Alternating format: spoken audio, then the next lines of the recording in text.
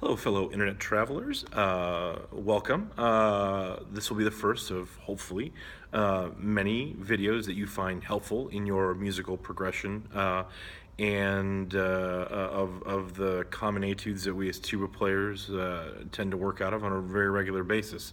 Um, Obviously, there are a lot of teachers and performers out there that do things like this. This is not the most original idea, but I did want to get my interpretation of a lot of these things out there because I think it's important. We share our knowledge, we share our art with others, and obviously, with it being 21st century and everyone seemingly having a cell phone and access to the internet, seemed like a great way to share these interpretations. And then they're precisely just that. You know, you may disagree with some of the things I do, and that's perfectly fine. That's what I love about music. We can have, friendly and spirited debates on interpretations of how we do things. So certainly take anything I say and play with a grain of salt.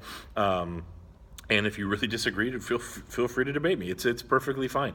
I think we all get better when we do it that way. So we're going to start with Bordogni one. Seems like a very logical place to start.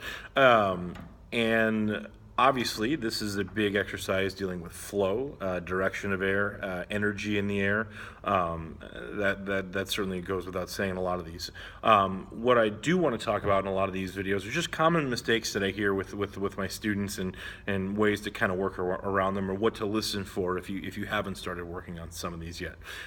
So with Bordogni one of the first things I find students have issue with is really separating the difference between a triplet and then the dotted 8/16 rhythm. You see it almost immediately, third and fourth bar, where you go from a triplet to that dotted 8/16 rhythm, and we either kind of continue that triplet feel, or especially if you're a trombone player and you're very affluent in jazz, we tend to kind of want to swing those dotted 8/16. So we really want to be very careful on that. I probably take it to an extreme, and I acknowledge that. I almost sing Bruckner-esque, where I think double dotted 8/32 note to really make sure that I showcase the difference between that. And I don't know who in my life just ingrained that into me, but I'll certainly I'm certainly thankful for it, because that's one of those things that I'm a big stickler on. So that's one area we definitely want to focus on. The second is, where am I going to breathe, and how is it going to work within the context of the phrase? Obviously, we want to breathe as much as we need to, while at the same time not breathing so much that it disrupts the flow of the phrase. Especially when we take these down the octave, that can be an issue. But when we're playing them as written, really just try to find sensible places to breathe. Obviously, the longer the note, the more opportunity we have to breathe after it. And I don't personally mind it if you break the phrase markings up a little bit, because these are just the editor's markings, and I think sometimes they're not always the best ones. We'll talk about that in a couple of the coming Bordognis. From there, I'm a big. I love grace notes. I don't know why. It's an unhealthy obsession, but I like trying to do them a little bit differently every time. I always get frustrated by students who come in and they're doing them, but it's always just the ba but just like a flam on a snare drum.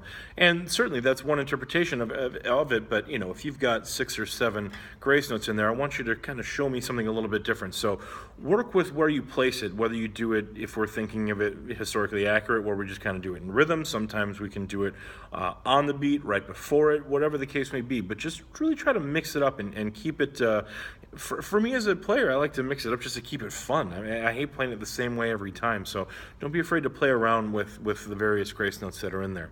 And then from there, obviously, we really just want to showcase the great dynamic range that tubas really do have that we don't often get credit for. Obviously, we get the stereotype of these big, burly, loud, blah, blah, blah, over and over again.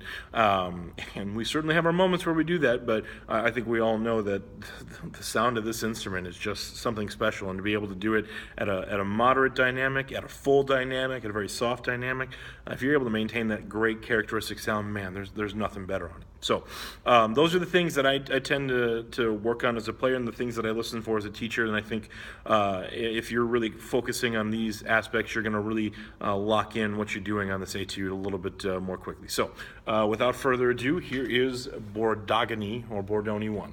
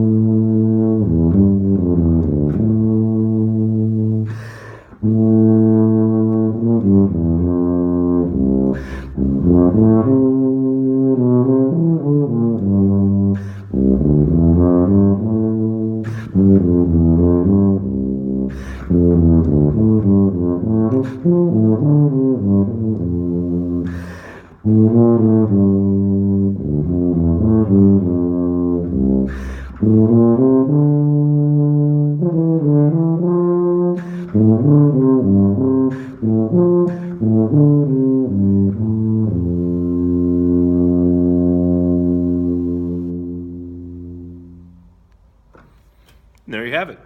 Happy practicing.